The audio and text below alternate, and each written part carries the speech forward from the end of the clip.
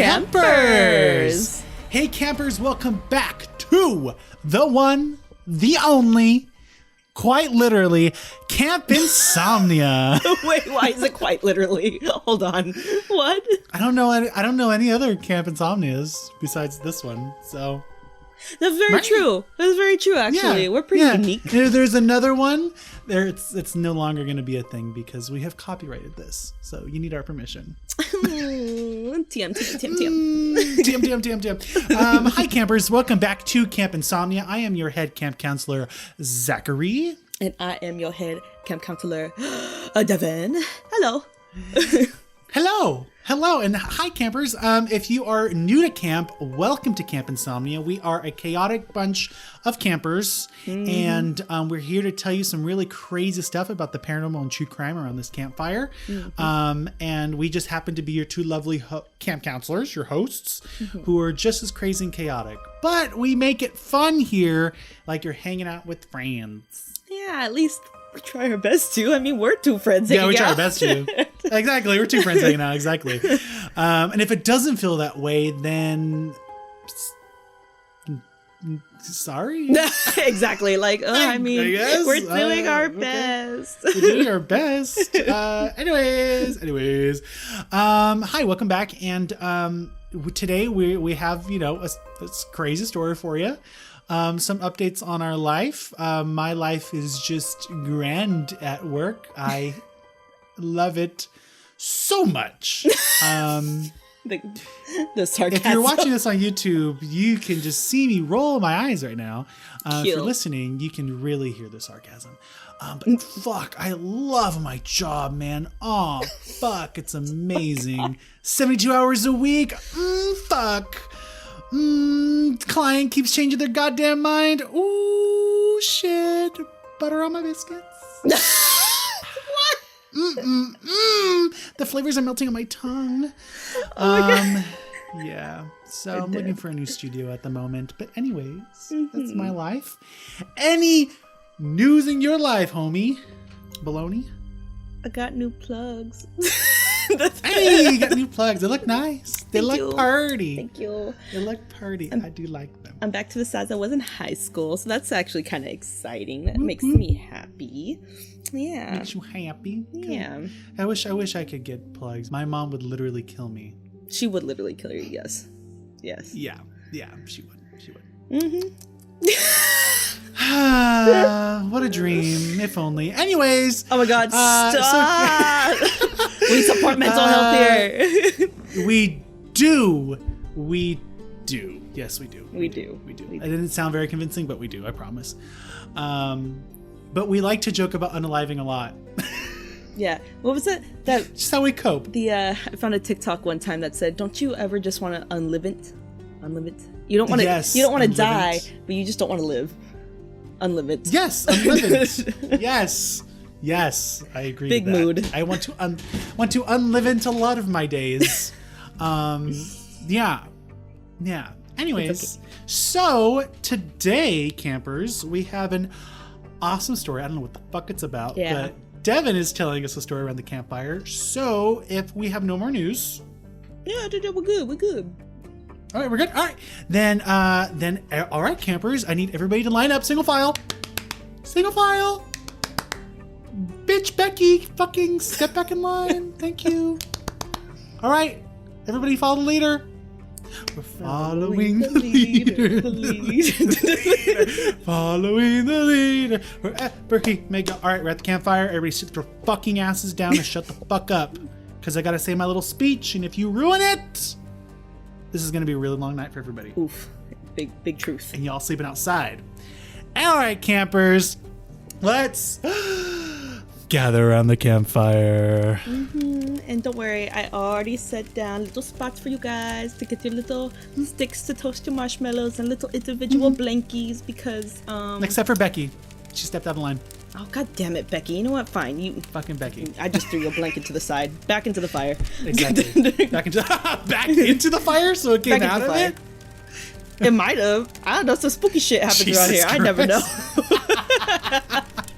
Anyways, yes. Cuddle up, get cozy for this. And tip for camp. Let's see. Fuck. What do I have? Oh, No. if while you're at camp, you know, we are here to take any precautionary measures we need to. So if you see unintended bag or something around, maybe like a weird looking garbage bag, please let us know. We want to make sure there are no bodies hiding around camp, because that's sad. Oh, I was thinking of like bombs. No. I was like, Bodies. terrorism? No bodies. But yes, bodies, yeah, both. Both. If you hear a tick, tick, tick, tick, or just like a gurgling of fluids releasing from a bag, call us over. Yes. Deal with it. Yeah, so we can deal with it. Yeah. That's a good tip. Sorry, I know it's a random one. You'll see why. I had to make it relatable somehow. Okay. You're welcome. Okay. All right, cool. All right, let's crack into this. What are we talking about today? So, well, I had a thought today when I was doing, you know, my research, right? And I was like, well, you know what? For the future episode that our camp counselor Zachary is going to do, he has told us before he's going to talk about not going into the forest, and that's going to be episode 3 for him. So I thought, Yes. what's my 3rd episode? And I went, oh, scary campfire stories. Yes. Oh, these are so okay. You know what's so random? What? Well, it's not really random. These specific episodes always do so well. I know. I realized that too. Like they get the most listens, the most downloads, the most views, which is good. I mean, I'm not complaining, but it is. I'm excited. Okay, cool. I have 4 for you. I tried to find some interesting ones, so I think they're gonna be pretty good today. Okay. Okay, cool. Hell yeah. Okay, I'm ready. All right. So our first one is called Broken Teeth. Okay. Oh, wow. You're welcome.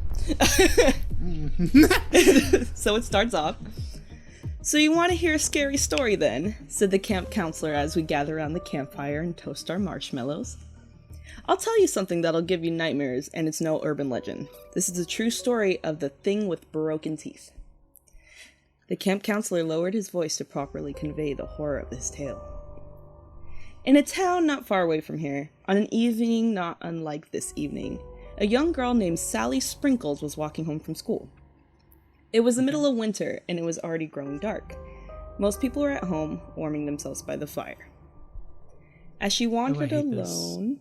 Why? Because she's alone? Sorry. No, just because middle winter and it's night, everybody's home because it's cold. I'm like, it's literally me. No. Too relatable. It's winter, it's snowy, it's cold, people are inside. I'm like, this is a little too close. I know, as you're in the negative degree weather in Canada.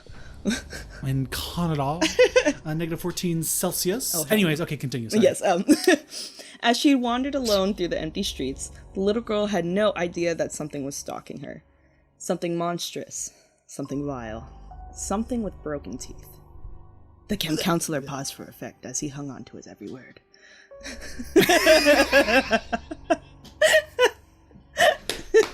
So stupid. Oh, God. Oh, I love that. Little Sally Sprinkles never made it home that night. Her worried parents searched for her all night, hoping against hope, and that she had merely gotten lost on her way home. The next morning, the police stumbled upon what remained of the poor little child. All that was recognizable was a pair of half-chewed legs and a blood-stained school uniform. Jesus Christ. Yeah, something like chewing on her, that's for sure, like a little chew toy. Mm-hmm. Like a little piece of jerky. Mm-hmm. Best kind. Mm-hmm. Hundreds of policemen combed the streets of the town, checking lanes and alleyways, searching parks and woods, going from house to house, asking if anyone had seen something suspicious the night before. No matter how much they searched and searched, they didn't find a single clue. Just as they were about to call it a night, they heard a horrifying scream shatter the silence of the night. Every police officer on duty that night rushed towards the source of the noise. It was coming from the same darkened street where the mangled corpse of poor Sally Sprinkles had been found. Oh no, here we go. As they turned the corner, the policemen froze in their tracks and stared in horror. It was the most terrible sight that any of them had ever witnessed. The shredded remnants of at least 10 dead bodies lay scattered across the street, and the road was thick with blood. Ooh, imagine that many bodies. Christ. Ooh. Yeah, that's... Oh my God. That's gross. Yeah. There, at the center of all the carnage, was the most hideous-looking beast anyone had ever laid their eyes on. It stood nearly 8 feet tall, and its body was covered in matted hair. It had long, sharp teeth that were chipped and broken. Blood drooled from its mouth and in its claws. It was clutching hunks of human flesh. Oh. Yeah, he was hungry. Yeah, he's like, put on a little bib buffet. Yeah.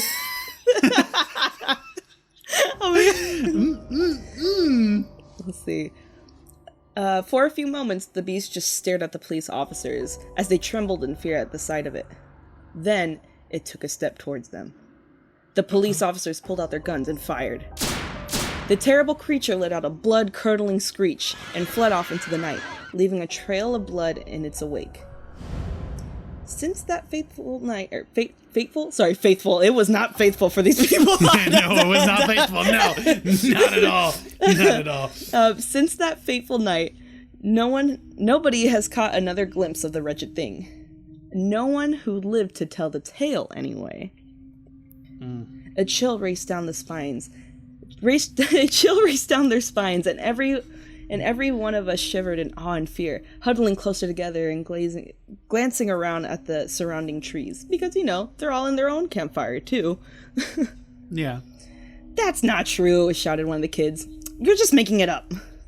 Oh, is that what you think? Asked the counselor. Well, it just so happens that I saved a little souvenir from that night. Without another word, the camp counselor stood up and reached into his coat pocket. What he pulled out made everyone scream in terror. It was a severed human finger. Ew! Oh! Oh! Oh no! No! I know! No! No! No words. I love it. No words. Yikes! Damn, that was good. It was cute, right? I was like, oh, they're having their own little campfire and tell a scary story. Oh, what? Yeah. This is now Camp Inception. Yeah, literally. A story within a story. All right, so I got for you the story called Garbage Bags. Oh, here we go. Makes sense with the tip. Yeah, you're welcome. All right, so it goes. One dark night, a teenage girl named Selena was walking her dog. Selena Quintanilla? Well, unless we want to travel back to the 90s, because, right now, it's not happening. That's true, she's dead. All right. R.I.P. R.I.P. R.I.P. She chose a route that led her through a vast... Sleeping, I stay up and think of you. Oh my god, if this is your guys' first episode, I'm so sorry. Somewhere you are thinking of me too. Wait, you should clip that. You should fucking clip that and make it the sound at the end. I should. Okay, so when you put two tired bitches together.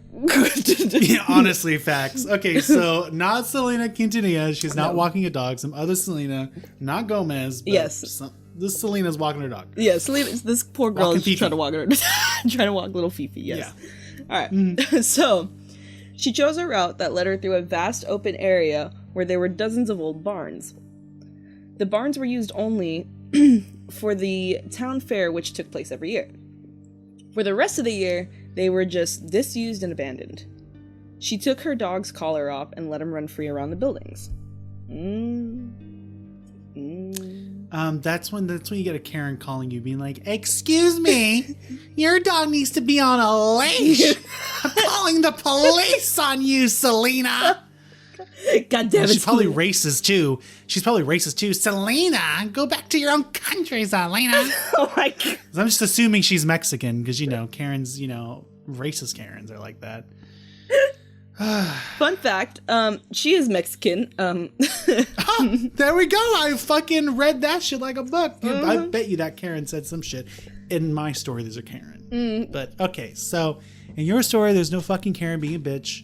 She lets her dog roam around running around through the apartments.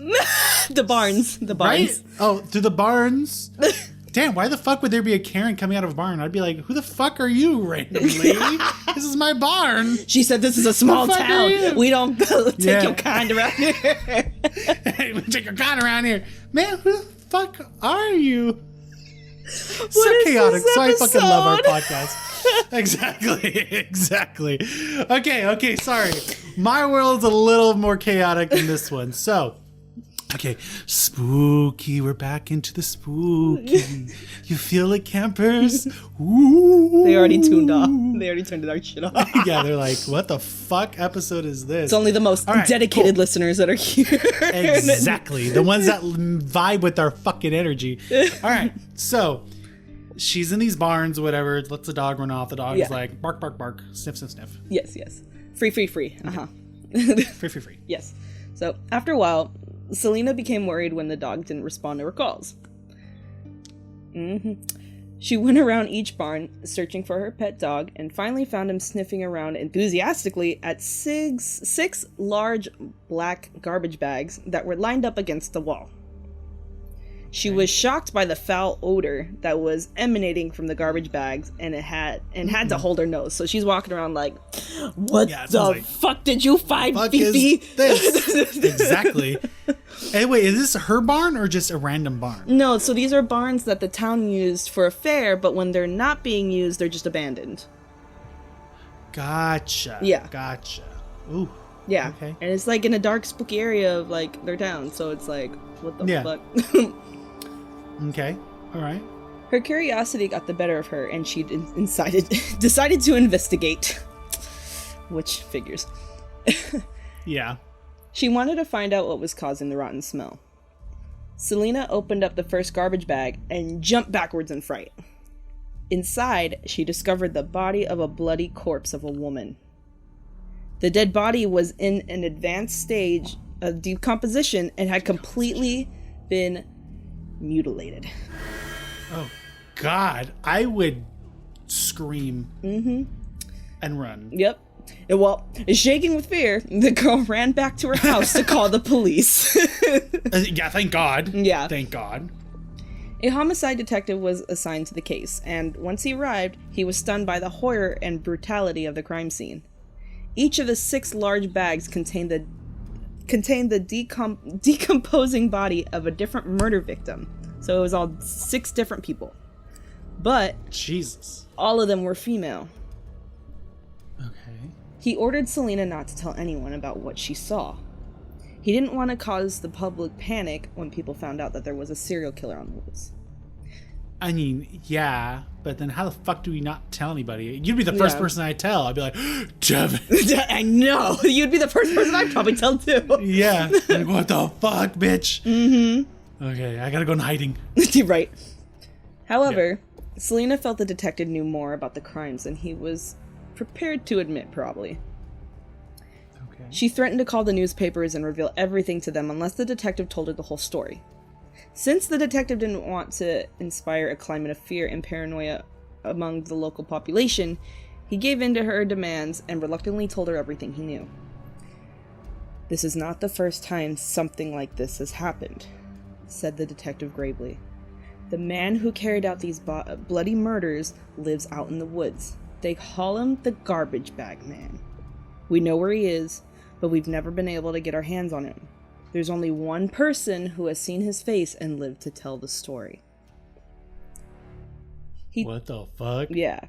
He told her that 5 years before, there was another young teenager named Theo who lived with his mother and father on the edge of town close to the woods. Theo would often take long walks in the forest because his house was right next to the path which led deep into the woods. One day, when he was out walking, he felt adventurous and decided to deviate from the path. He made his way through the brush and the what the fuck? Brambles? Have you ever heard? I've never heard of brambles. Brambles? Yeah. Yeah, that's a word. It's Okay. like a thorny bush, I think, right? I'm just a city girl. I don't know anything about brambles and woods and bushes. You're just a city girl. Oh, well, what is that sound? I'm like, I'm not a country girl. I'm a city girl. Yes. Right? Yes. Yeah. City girl purr. Right. Anyways, so yeah, he walked his ass through the brush and the brambles, exploring exploring the thick of the woods. After almost 2 hours of walking, he reached the edge of a small cliff. It didn't look too steep, so he decided to try and climb down the side. However, halfway down, he stumbled and rolled down the embankment. Oof. Oh, big ouch. mistake. He expected to land with a thud, but instead he landed with a clang. Picking himself up and dusting himself off, he realized there was something metallic buried underneath the hill. He was standing on a roof of a camouflaged hut buried within the mound. Ooh, mountain people. Okay. Yeah, literally. Hills have eyes kind of people. Yeah. All right. Suddenly, a man came running out and shouted, "What the hell are you doing here? This is my private property."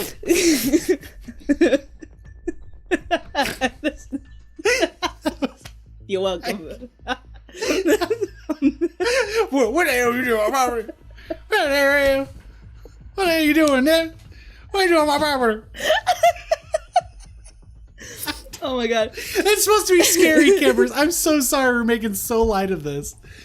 We've had a hard week. The spooky, scary man. Yeah, we have had a hard week.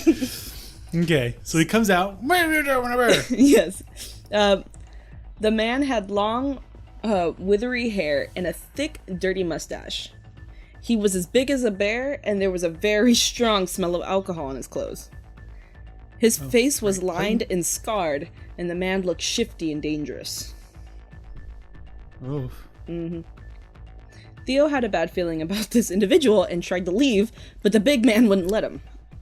He told the teenager to stand near a tree and not to touch anything, especially not go near his shack.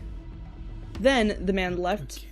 The man left, took his rifle, and walked off down a small path and disappeared into the trees. Well, like most teenagers, Theo was a very curious person and couldn't help taking a peek inside the shack. Of course, mm-hmm. Of course. I mean, I don't blame him. No, I don't blame him either, but I'd probably just leave. Yeah. When he opened the door and peered inside, he saw what looked like dry blood all over the floor. Sitting on a table was a huge butcher knife, and at the far end of the room there was a freezer. Cautiously entering the shack, Theo walked over to the freezer and lifted the lid. His nose was immediately assailed by the horrific odor. I was too, apparently.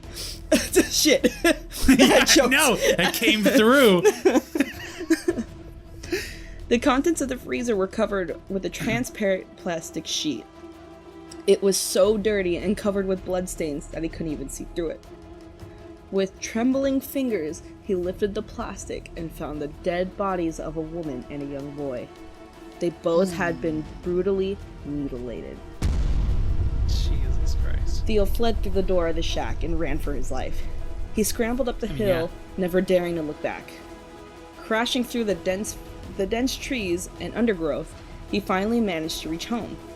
The terrified teenager called the police, and when they arrived, he tried to lead them back to the place where he had found the shack. However, he was unable to remember the route he had taken. Fuck. No, of course. Fucking idiot. We tried to get him to draw a picture of the garbage man's face, but there was no use, said the detective. Ever since then, Theo has been confined to a mental home. He cracked under the stress of the situation and had a complete mental breakdown. He is still... Yeah. Right. That's pretty traumatizing. Yeah. He is being treated by a psychiatrist and says he still has nightmares every night about what he saw back in the shack. He believes that the garbage man will return someday to eliminate the only witness who ever saw his face. Oh, God. The garbage man still haunts the woods of Brownsburg and the surrounding region. For over 20 years, the police have been trying to track him down, but he always slips through their grasp. No one has ever seen his face or stayed alive long enough to identify him. Those who know the legend don't want to say too much for fear of attracting negative attention or drawing suspicion upon themselves. Whenever anyone in town sees a garbage bag laying in the street or in a dark alley, they stay well away, because you never know, the garbage man could be lurking nearby, ready to pounce on anyone who is too curious. That makes me scared of garbage men now. And they're outside right now doing garbage. This late at night? Wow. Yeah, I know. Yeah, well, too, and then all the snow, so it takes them a while. Oh, true. So thank you. Well, all these stories are just like, just like a smidgen. Slightly too traumatizing. Slightly traumatizing to me right now. So fuck you. Sorry. But thank you. And again, for maybe like the fifth time, you're welcome. That was good. I like that one a lot. Well, I think you're gonna like this one even more. This one's pretty good. Okay. I really liked this one when I was reading it over. This one's called The Diner. I like food. Me too. At diners, yes. Remember when we used to go to diners? I hate this now. Yes, I do remember. And then that one burned down. I know, so sad. Anyways. So sad. Anyways. So. On with our life. I know. Last summer, I went on a trip with my best friends, Pasha and Cyril.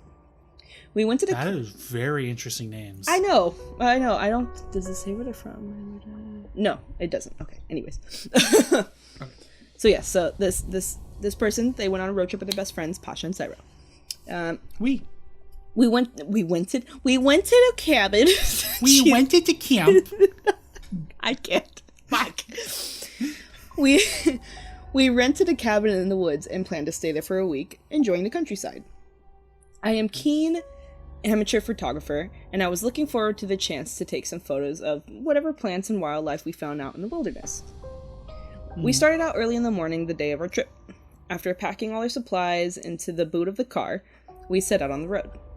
It was going to be a long journey, and while I was driving, Pasha and Cyril decided to take a nap in the back seat. 3 hours later, we were almost to our destination. The road was terrible, filled with bumps and potholes. The car was shaking so bad it woke up my friends. They said they were hungry, and before long, we spotted a small diner by the side of the road.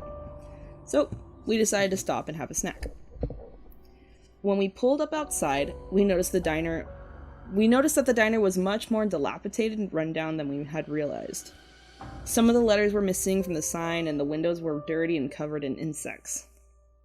There was a guard dog on a chain sitting outside the front door. And when we got closer, we realized it wasn't a dog at all, but a wild wolf. So I pulled out my camera and took a picture of it. Yeah, I know.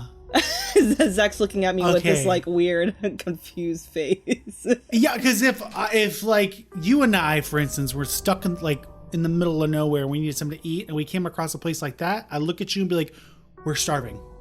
Right. Or we could go a couple miles down the road and find somewhere else. Yeah.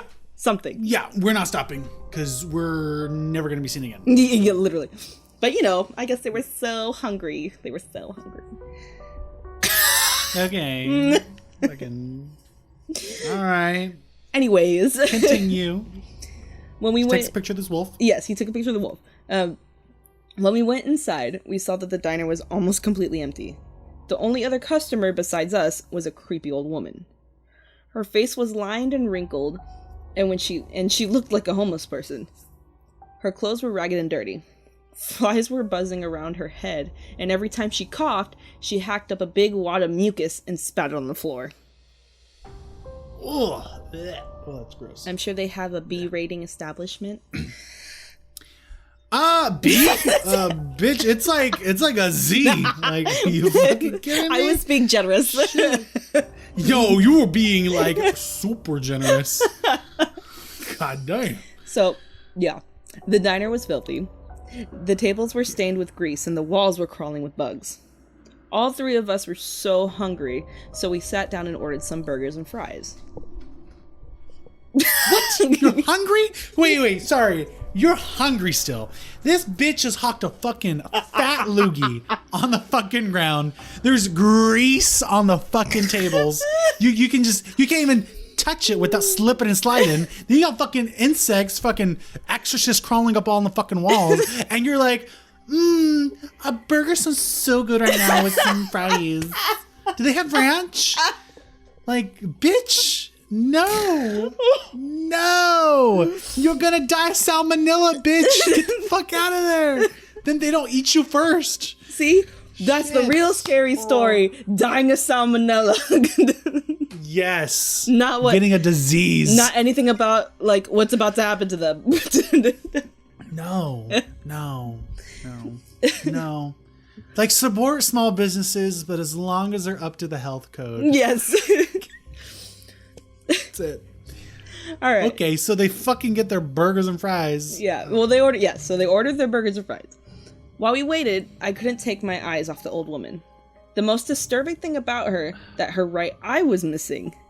There was just a hollow, empty hole where her eye should have been. That's kind of cool. Yeah. When she noticed we were looking at her, the woman became very irritated. She turned her face to our table and began to laugh hysterically. Yeah. This burger's so good, you guys. So tasty.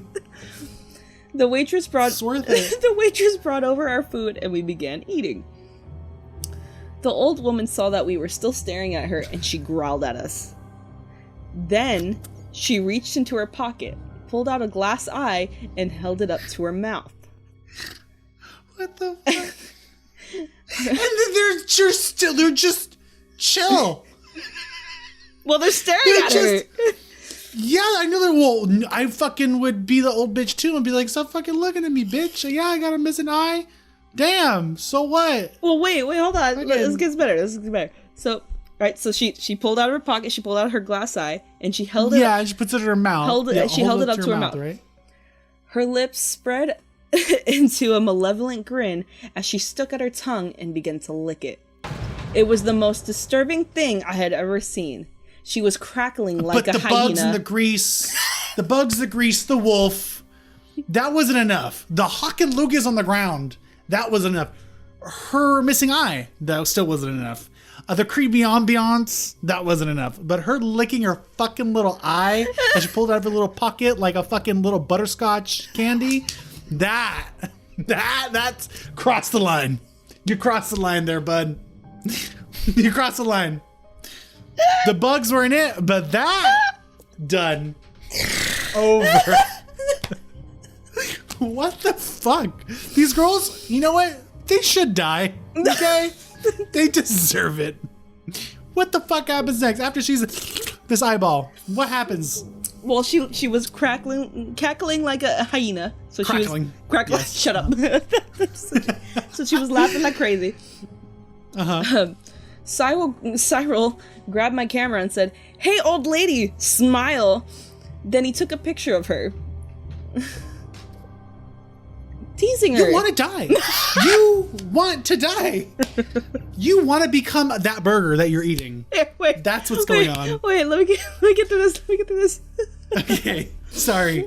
I'm just, wow. The old woman suddenly stopped laughing, and her face turned into a scowl. She stood up and shuffled towards our table. We were surprised and a little frightened by this turn of events. She held up her glass eye and hurled it at us. Wait. She said, "Catch."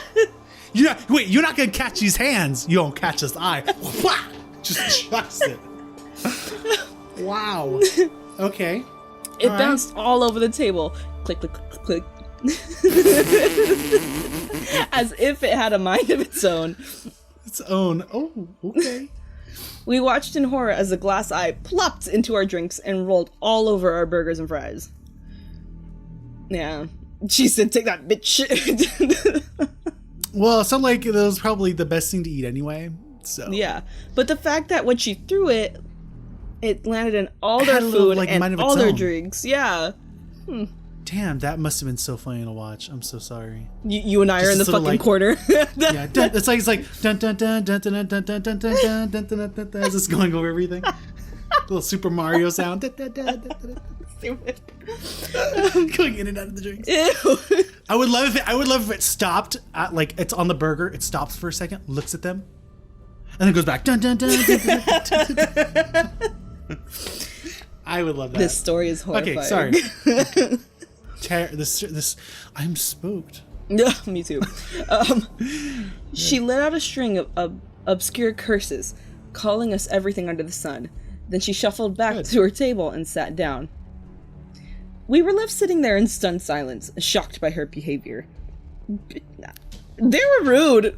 No, I'm not shocked. By her behavior? I'm sorry. You came into my restaurant. You fucking staring at me. I fucking cook for you, and then you're gonna go smile for the camera, fucking weirdo, and then I'm supposed to be chill with that? I'm supposed to be good with that. No, fuck you. Here's my eyeball. I'm gonna call you a bitch. I'm gonna go sit my ass down.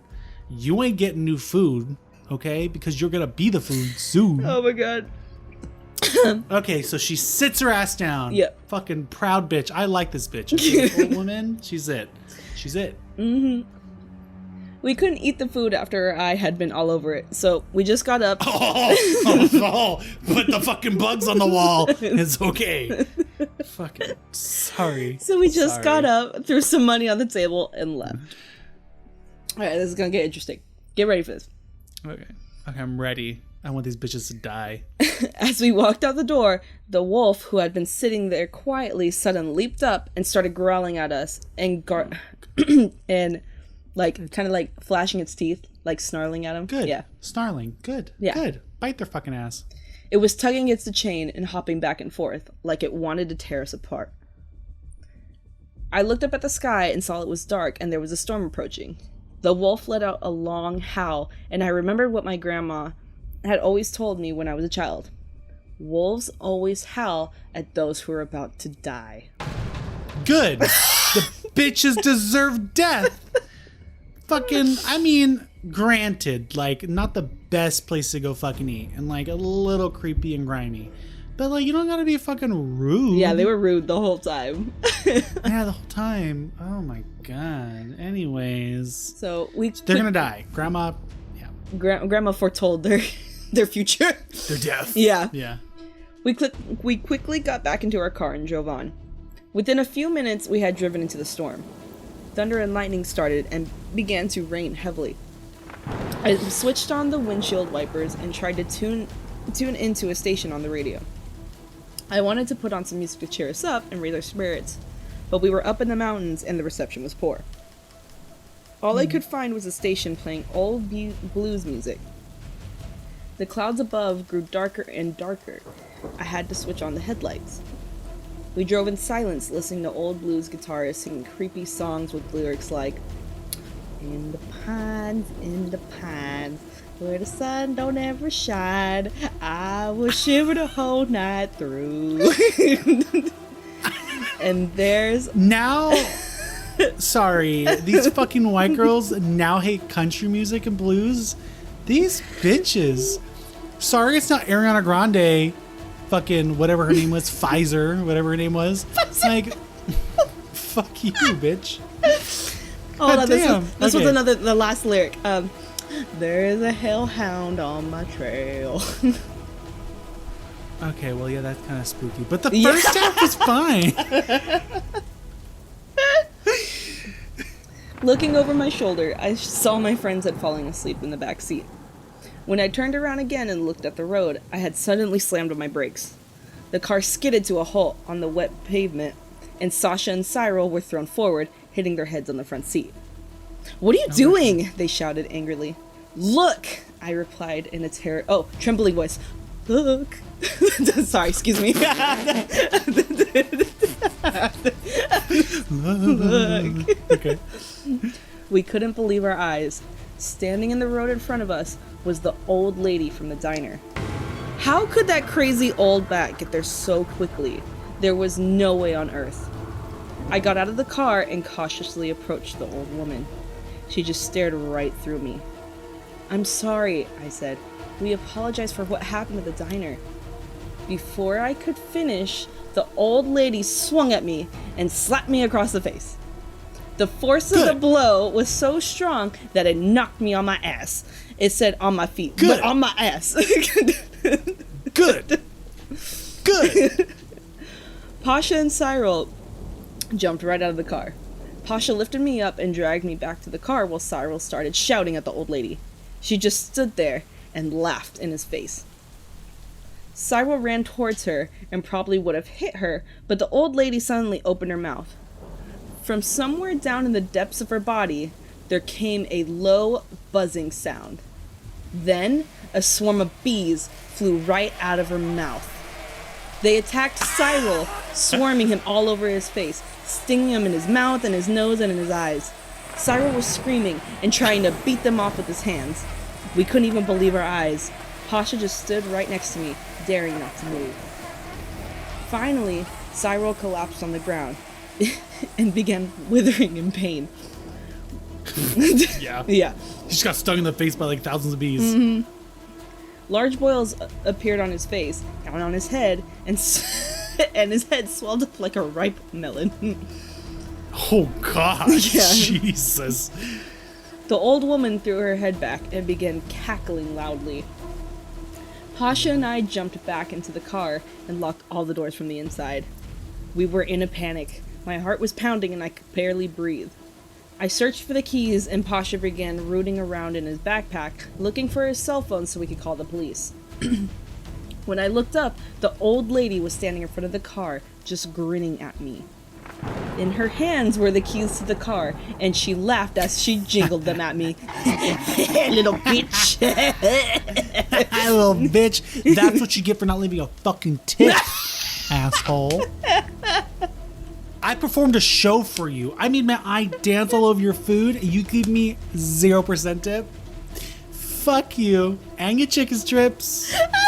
Alright? I'm gonna be like the candy man and fucking bees out of my fucking mouth. I got your keys now. Oh god.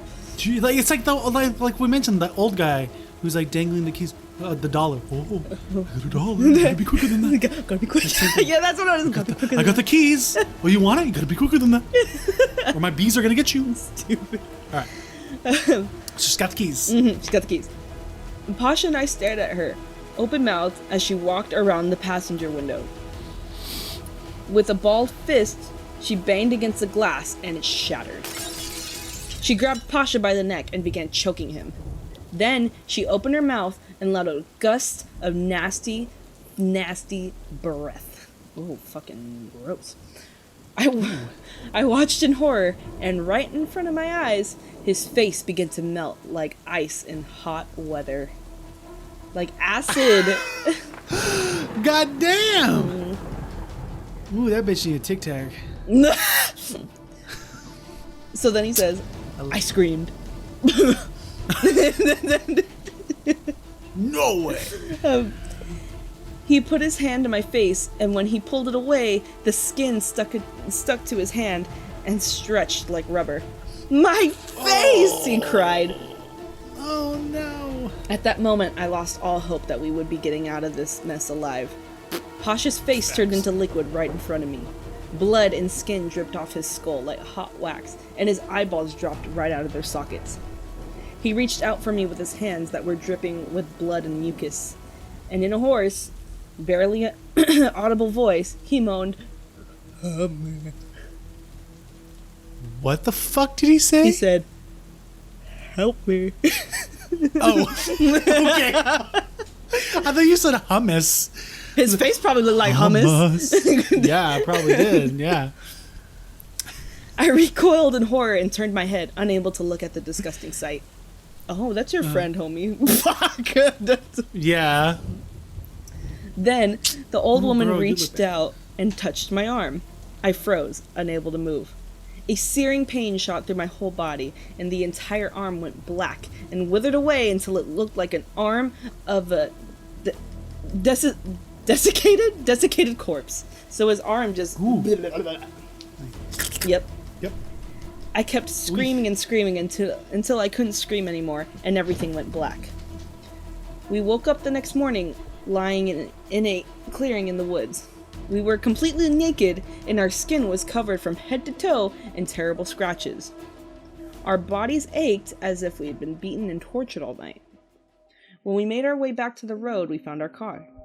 The windows were all smashed, and the exterior looked like it had been beaten with a hammer and scratched with a knife. The interior was charred and blackened as if it had been set on fire. Without a word, we crawled into the vehicle and drove down the road.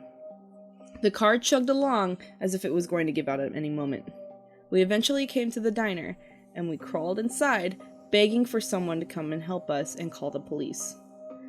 At the table in the corner, staring at us and laughing out loud, sat the old lady. That's fucking right. Mm-hmm.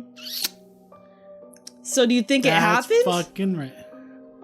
Sure, fuck it, why not? Get that revenge, old lady. Fucking melted their faces off. And but then they woke up. Barfed up some bees. Yeah, they woke up and they got back to their car. Like, they were probably all fucked. But they were fine. Oh, they were fine. Oh, homeboy's his face wasn't melted off anymore? No, that's what I was saying. They just woke up in the woods and they had scratches all over their body, and they were naked.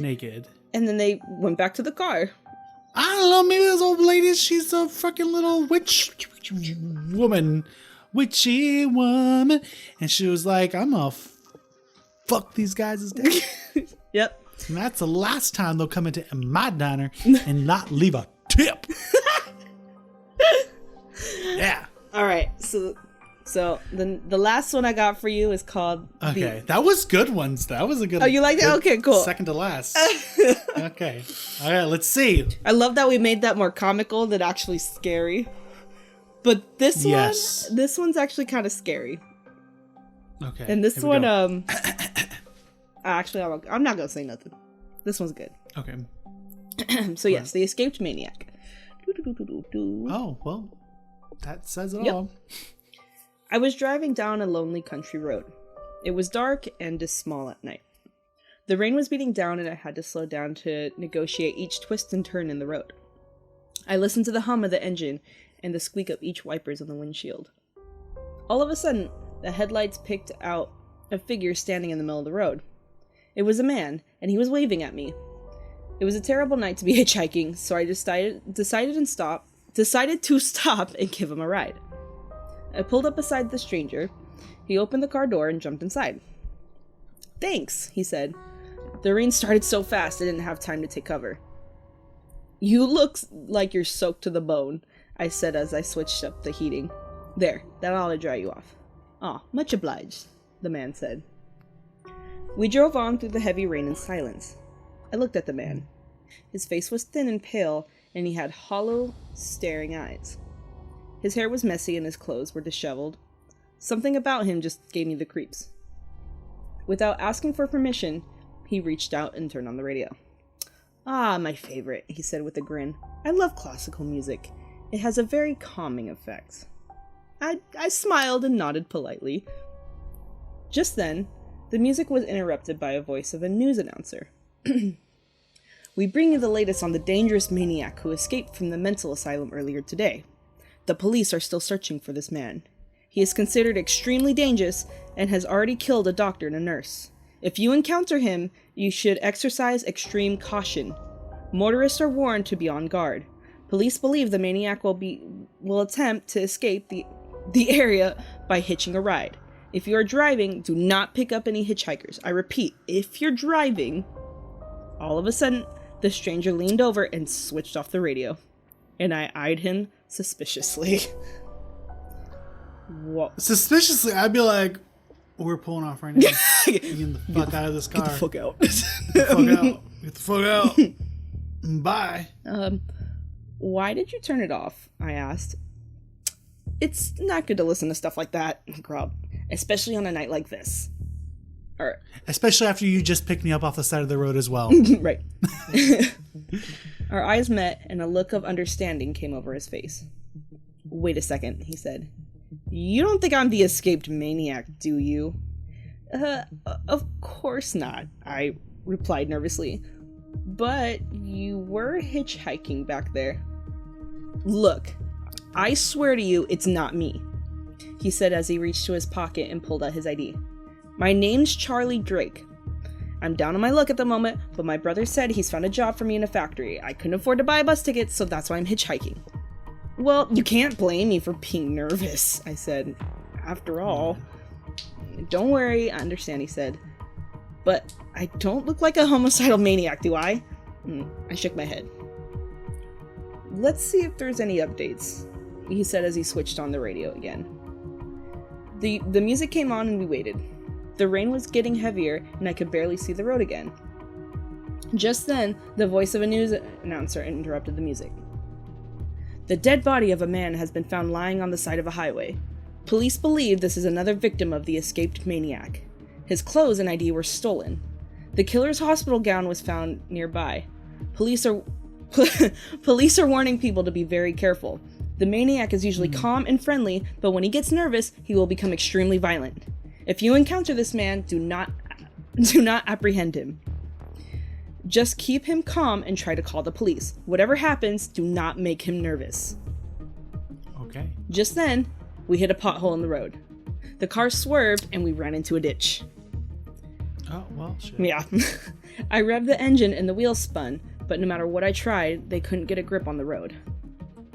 Maybe we can call a pickup truck, Charlie suggested. I don't have a cell phone, I replied. Do you? No, he said as he looked out the window. Hey look, there's a house up there. Maybe they have a phone we can use. We got out of the car and started climbing up the hill. The rain was lashing down and we were getting drenched. When we came to the house, the lights were off and it looked deserted. Charlie knocked on the door, but there was no answer. I tried the door and it creaked open. I followed Charlie into the house and he switched on the lights. Inside, it looked warm and cozy. I was glad to be out of the rain, at least. Charlie looked around and grinned at me. Looks like there's no phone. That's too bad. Yeah, I said with my voice shaking. Too bad. What are you so nervous about? Charlie asked. Look at you, your face is pale and your hands are like trembling. Yeah. I didn't answer. Charlie moved towards me, staring at me with his hollow eyes. You still think I'm the escaped maniac, don't you? He chuckled. Keep away from me, Charlie, I shouted as I backed up against the wall. Keep away from me. You're afraid of me, aren't you? He laughed as he took another step closer. I reached into my pocket and I pulled out a knife. I know you want to kill me, I shouted, but I'm not going to give you the chance. I don't know what happened next, but when I came back to myself, there was blood everywhere. It was a horrible sight. Charlie lay on the floor, his eyes hollowed, his hollow eyes staring up at me. His head had almost been sawed off. Jesus Christ. I stared at the bloody knife in my hand. Just then, I heard a car pull up outside. The front door creaked open and 2 policemen were standing there. They looked at me and then looked at Charlie, lying there in a pool of blood at my feet. That's him! One of them shouted. No! I screamed. You can't take me back there! I won't go! I won't go! I lunged at them with the knife, and they tackled me and knocked me off my feet. I fell to the floor, hitting my head against the leg of the table, and then everything went black. When I regained consciousness, I was lying in the back of the police car. I couldn't move my arms. They had put me in a straitjacket, and I could hear the policemen talking to each other. He must have hitched a ride and killed the owner of that car, one said. He switched clothes and dumped the body by the side of the road and drove off. Then he picked up a poor guy and murdered him in the house, said the other. Now, I'm back in the mental asylum. They're keeping me locked up here and they won't tell me when they're gonna let me out. I'm writing this with a crayon. They won't give me a pen or even a pencil. They told me that they don't know what I'll do with it. They say I can't be trusted. They don't understand. Nobody understands. I have a right to protect myself. People are trying to kill me. They want to steal my thoughts. You believe me, don't you? Don't you? Zach has just left chat. He booked a flight back to Oklahoma. That was wild. Right? I kind of had a feeling, but I wasn't sure. That was good. I know, I like the little twist on that one that ended up being Yeah, no, the twisted one's really, really good. And there you go. That was good. Those are I made sure. Scary campfire story. No, those are good scary campfire stories. I was making sure I was really quiet for this last one because I was so loud on the other ones. But that was good. Yeah, that was. I love that. Okay, cool. Yay. Well, they got more of Yay, a fun, scary episode than really that Yeah, that's scary. true. It's just definitely fun and scary. And I hope you, honestly, campers, I hope you're laughing with me and Devon and being like, Zach and Devon got a point on a lot of these subjects. Yeah, I honestly... A lot of the commentary, facts. I didn't even think about that diner one when I was reading through it. I was just like, oh my god, wait, this place is so gross, and this lady's like crazy. Oh my god, this is scary. And then you're over here like, oh my god, this place is fucking nasty. Why the fuck would you eat there? Exactly. Trust me, I've been to places where I'm like, I'm really hungry, and sometimes a hole in the wall is usually the best restaurant. Oh yeah, totally. And I've been to a few of those where I'm like, all right, let me walk in there, and I get in there and there's fucking flies and shit. It just looks like if you cut yourself on something in there, you're gonna get a disease. Yeah. And I'm like, you know what? I don't want to risk my health today. I'm gonna leave. Mm-hmm. Yeah. So campers, that's a good tip. If you walk into a dirty ass diner, don't eat there, especially if they have a wolf chained outside. Seriously, yeah. That's a red flag right there. And then too, if it looks abandoned, red flag. Hello. Mm-hmm. Mm-hmm. He's not wrong. He got a point. That's how you die, okay? Jesus. Don't do that. Oh my god, that was great. Oh, yikes. That was good. That was a good episode. I think we needed that. Yeah, we did. Oh, and my story after this, oof, it's gonna change the vibe. Well, it's okay. It's okay. It's the best. All right, cool. So let's tell some jokes. Mm-hmm. I'm just gonna use the Selena Quintanilla song that I sang. Yeah. And that we both sang. We duetted, and we're gonna put that in as the intermission. I love that. Okay. Yeah. Oh, 'cause I'm dreaming of you tonight to tomorrow. I'll be holding you tight. 'Cause there's nowhere in the world I'd rather be than here in my room, dreaming about you and me. Oh God, I love it. All right, campers, and we're back with some comedy. Yeah, this whole time hasn't been any comedy. Yeah, honestly, yeah, true. If you weren't laughing, then you're not the vibe. Yikes. Okay, cool. So, what's the jokes? So, went to a diner with a couple I know, and they started arguing. Normally, I'm not one to take sides, but they were so distracted by yelling at each other that I stole her fries and I stole his coleslaw.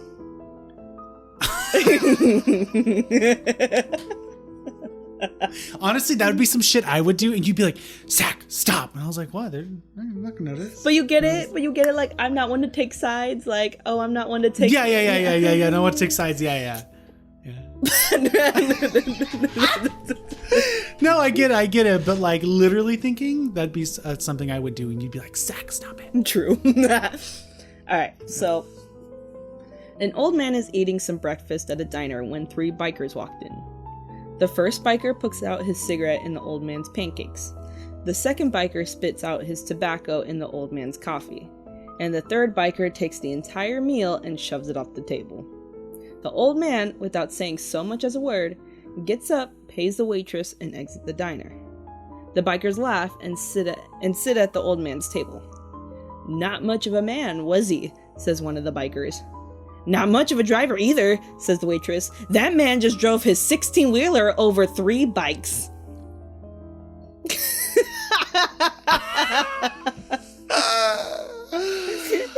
Fucking, just karma, just justice. Yeah. Served so sweetly. Yep. Mm-hmm.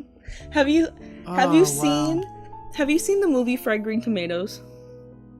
Yeah, it's my favorite. That's one of my favorite movies. Remember the part when she finally snaps and she's like, "Tawanda," and she fucking slams her car into this girl's car. Yeah. That was the old man. Yeah, because because what was it? She was like, She was waiting for the parking spot, and then yes, and then the asshole took it. the two girls, and she had her bag of groceries. Yeah, or no. She was like, "Hey." No. They took her parking spot, and she peeked out the window, and she was like, "Excuse me, I was waiting for that spot." And the two girls were like, "We're much younger and prettier," and they walk away. And then she finally just was like, "Tawanda," just rams that shit. The car. I love Karmic. Like, just it's so good. I know. Or like Medea, when that one bitch stole her parking spot, she got a forklift and like picked up the car and like flipped it. Oh my god, that shit was so funny. Medea goes to jail, man. Shit was hilarious. That movie was fucking great. Anyway. If I only had the balls to do something like that. that. God, yeah, so we could go to jail. Yeah, but see, skip that part. You wish. You fucking wish. I wish. We all wish. All right, well, campers, we really hoped you enjoyed this Campfire story part 3, right? This is the third one? Part 3, yes. Part 3, hey! We really hope you enjoyed it. If you would love to see, I guess, I don't know, because we don't really post pictures on our Instagram of our stories. I'll find some stuff that looks spooky. Yeah, that's what we did. That's what we've been doing. Yeah. Exactly. So you can follow us on our Instagram at campinsomnia_podcast. Yes, that is our Instagram. And you can find all of our social media and links in our link tree in the bio, as he mentioned. Yes, to all of our links where you can listen to us everywhere. So no excuses, because we're on everything.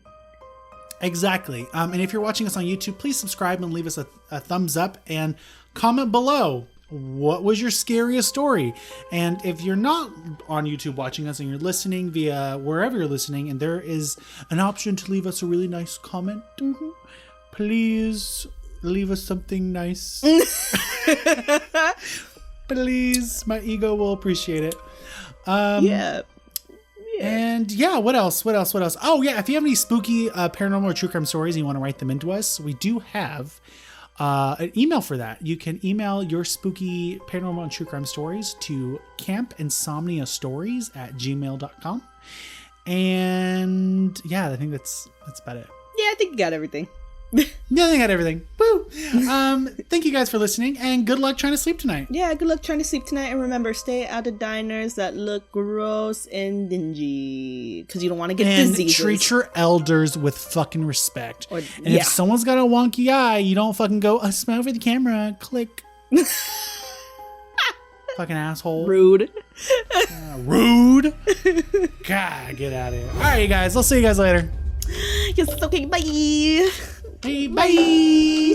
Late night when all the world is sleeping. Do you dream of me?